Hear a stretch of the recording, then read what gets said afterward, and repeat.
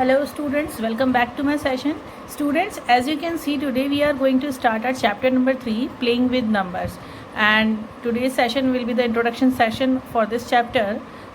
आपको सबने सुना होगा कि नंबर के लिए उसके फैक्टर्स के बारे में स्टडी करना हो तो फैक्टर्स उन्हें बोला जाता है जो उसके एग्जैक्टली डिवाइज़र होते हैं. It is a number which is exact divisor of that number. Example के लिए हम लोग सपोज़ 24 ले रहे हैं. अब आप ऐसे नंबर बताइए जो आपस में मल्टीप्लाई होके 24 बनते हैं. करेक्ट. 6 × 4 आप लिख सकते हैं. अब 6 की टेबल अगर आप बोलते हैं तो आप 24 से कैंसिल कर लेंगे. 4 × 4 की टेबल बोलेंगे तो 6 × 24 आपको मिल जाएगा. इसका मतलब 6 और 4 दोनों ही 24 के क्या हैं, फैक्टर्स हैं, और दोनों ही एग्जैक्ट डिवाइज़र भी हैं 24 के. तो हम 24 को और कौन कौन से नंबर के मल्टीप्लाई फॉर्मेट में लिख सकते हैं. यस, 8 × 3 भी बोल सकते हैं, तभी भी 24 आता है. 12 × 2 करेंगे तो भी हमारे पास कितना आता है, 24. 1 × 24 करते हैं फिर भी हमारे पास क्या आ जाता है, 24 आ जाता है. ठीक है. तो मल्टीपल के लिए हम क्या लिखने वाले हैं डेफिनेशन में, a number is the multiple of its factors. कोई भी नंबर अपने फैक्टर्स का मल्टीपल होता है. यानी कि 24 किस किस का मल्टीपल बोला जा सकता है, 1 और 24 का मल्टीपल है, 12 और 2 का भी मल्टीपल है, 8 और 3 का भी मल्टीपल है, और 6 और 4 का भी मल्टीपल है. यानी 24 तो है मल्टीपल, और 6, 4, 8, 3, 12, 2, 1, 24 ये आपस में क्या है, सारे फैक्टर्स ऑफ 24. और we can write in short, अगर दोनों चीज़ों को आपको एक ही साथ समझाना है एक लाइन में तो आप कैसे समझा सकते हैं. 24 = 6 × 4. तो ये 6 और 4 ये दोनों क्या है, फैक्टर.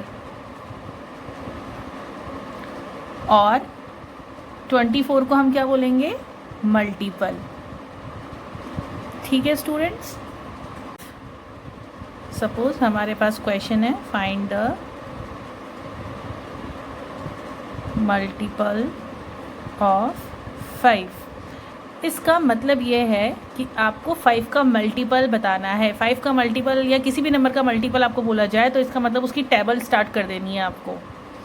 तो इसके सॉल्यूशन में क्या लिखना पड़ेगा आपको, 5 का मल्टीपल क्या होगा, 5 को मल्टीप्लाई करना है एक बार 1 से 5 आ जाएगा, फिर एक बार 2 से करेंगे 10 आ जाएगा, 3 से करेंगे 15 आ जाएगा, सो ऑन. मतलब 5 की टेबल चलती जाएगी. और आप देख रहे हैं हर नंबर में मल्टीप्लाई कौन हो रहा है, 5. तो 5 का मल्टीपल मतलब 5 से मल्टीप्लाई करना है. चाहे आप कोई सा भी नंबर ले लीजिए, जरूरी नहीं है यहाँ पे आपको 1, 2, 3 लिखना है, आप 15 भी ले सकते हैं.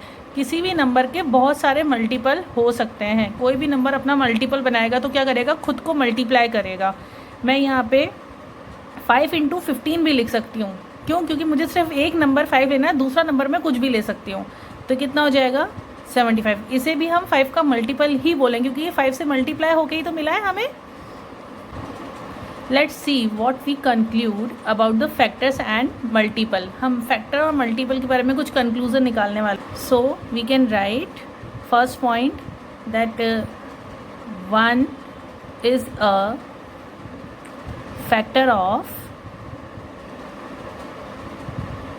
Every number. हर नंबर का एक फैक्टर 1 तो होता ही है, आता है. अगर मैं कुछ एग्जांपल से आपको एक्सप्लेन करूँगी फिर से इसको. सपोज़ मैंने 6 लिया है तो मैं 6 के फैक्टर में क्या लिख सकती हूँ, 1 का अगर यूज़ करूँगी तो 1 × 6 लिख सकते हैं. ठीक है. 7 को देखिए, 7 के फैक्टर बनाइए तो 1 × 7 हो जाएगा. 1 की टेबल में तो आता ही है.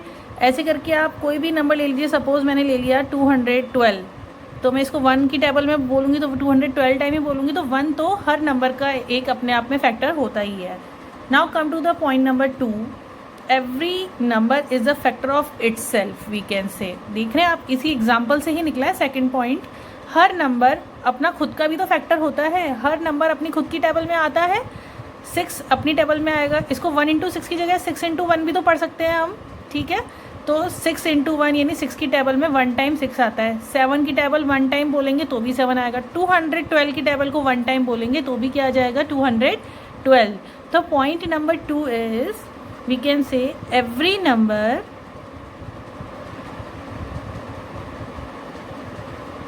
is a factor of itself। हर नंबर अपना खुद का भी फैक्टर होता है। तो आप हर नंबर को उसके टेबल में लिख सकते हैं। इसके लिए यही वाला एग्जांपल यूज़ होगा, बस हम 6 को आगे लिख सकते हैं। सपोज 6 की टेबल है तो 6 अपनी ही टेबल में आएगा, 6 इंटू 1 हो जाएगा, ठीक है। अगर आप 46 की टेबल बोलेंगे तो 46 अपनी खुद की टेबल में डेफिनेटली आपको मिलेगा। तो हर नंबर अपना खुद का भी फैक्टर होता है।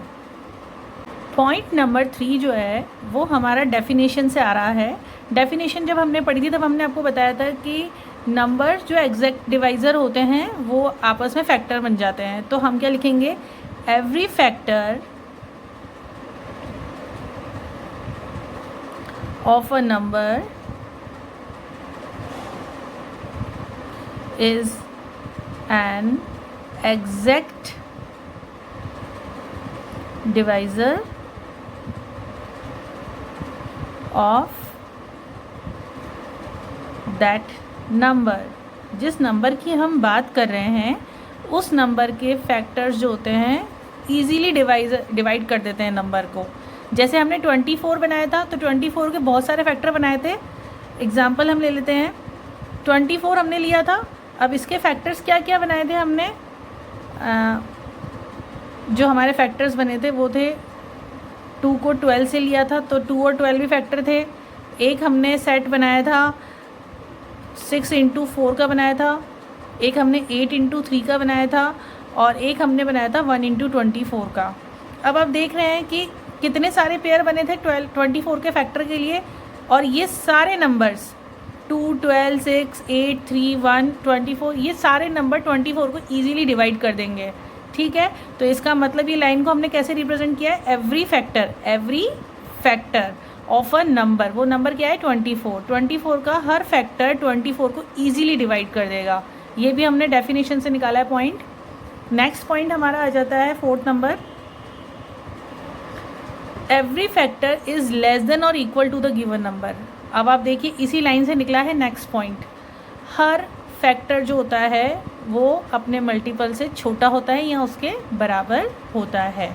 हम इसको पहले लिख लेते हैं फिर मैं आपको डीपली इसको एक्सप्लेन करूँगी। Every factor is less than और equal to the given number.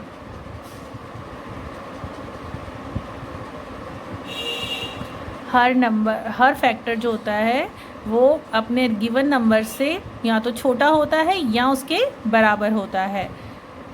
Again हम 24 वाला एग्जांपल लेके समझा रहे हैं क्योंकि हमने स्टार्टिंग से इसको लिया है।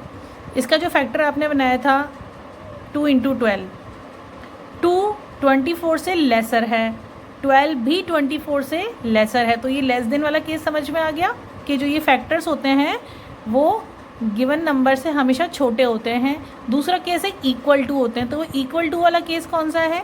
एक और हमने केस रखा था कि 24 अपनी खुद की टेबल में आता है। तो यहाँ देख रहे हैं जो फैक्टर्स बने थे उसमें 24 यहाँ भी है और यहाँ भी, और ये दोनों इक्वल नंबर है ना, 24 इधर भी 24 इधर भी। तो जो फैक्टर्स होंगे या तो वो हमेशा लेसर होंगे गिवन नंबर यानी 24 से, या फिर वो इक्वल होंगे क्योंकि वो खुद की टेबल में आते हैं तो वो इक्वल हो सकते हैं। एक और एग्जांपल देख लेते हैं। सपोज़ मैंने नंबर लिया हुआ है 26।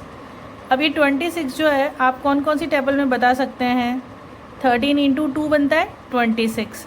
तो 13 और 2 ये दोनों नंबर 26 से लेसर हैं, लेस देन है। एक और केस जो है वो इक्वल टू वाला 26 और किसकी टेबल में मिल सकता है, अपनी खुद की टेबल में मिल जाएगा। तो 26 यहाँ भी और यहाँ भी है, तो ये इक्वल टू वाला केस हो गया है। नंबर 5 है कि जो नंबर है वो अपने कितने फैक्टर रख सकता है। तो ऐसा नहीं है कि कोई भी नंबर जो है उसके बहुत सारे फैक्टर्स हो सकते हैं, काउंटलेस हो सकते हैं, कहने का मतलब ऐसा नहीं होता है। The number of the factors of given number are always finite. हर नंबर के कुछ लिमिटेड फैक्टर्स ही बनाए जा सकते हैं, फाइनाइट ही हो सकते हैं, काउंटलेस नहीं हो सकते हैं। यही है हमारा नेक्स्ट पॉइंट। हम इसको लिख लेते हैं, numbers of factor of a given number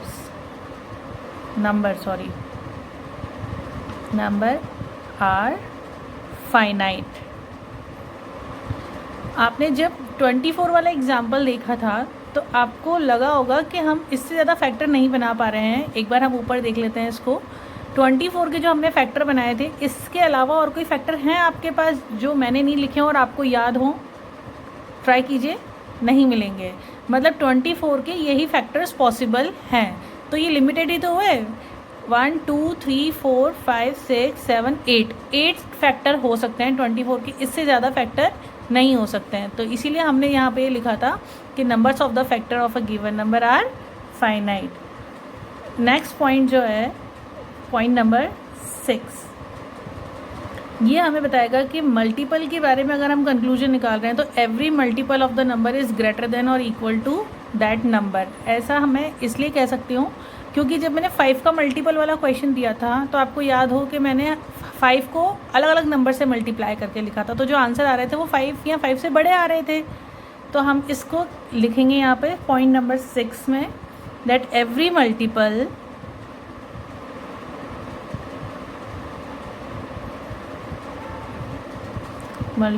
of a number is greater than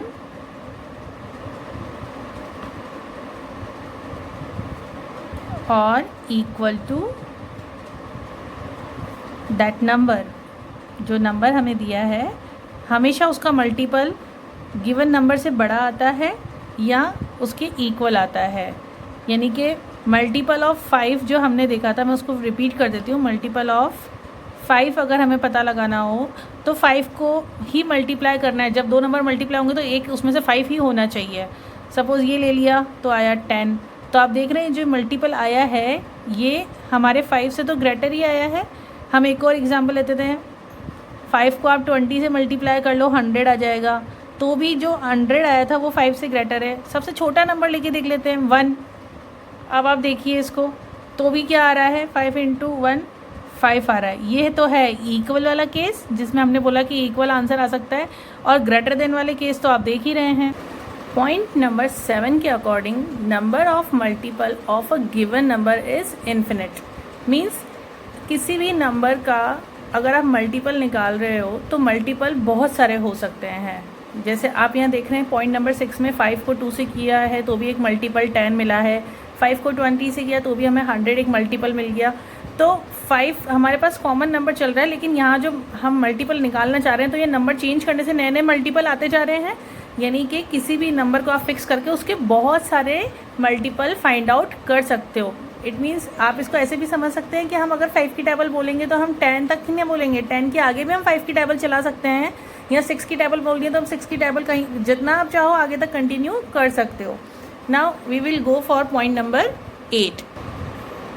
point number 8 is saying that every number is a multiple of itself. हर नंबर अपना खुद का मल्टीपल होता है।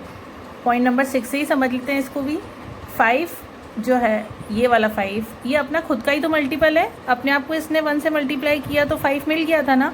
तो इसका मतलब क्या है कि हर नंबर अपना खुद का मल्टीपल हो सकता है। जैसे अगर आप एग्जांपल से समझेंगे इसको तो सपोज़ 12 की टेबल आपको चाहिए, तो 12 की टेबल लाने के लिए 12 की टेबल में कितनी बार 12 आता है? 1 टाइम। तो 12 × 1 तो 12 अपना खुद का मल्टीपल हुआ ना। एक और एग्जांपल देख लीजिए, सपोज़ आपको 15 लेना है। अब 15 अपना मल्टीपल कैसे हो सकता है? अपनी टेबल में आना चाहिए। तो 15 अपनी टेबल में आता है, 1 टाइम आता है, तो हर नंबर अपना खुद का मल्टीपल हो सकता है। स्टूडेंट्स ये पूरे 8 पॉइंट्स हमने डिस्कस कर लिए हैं।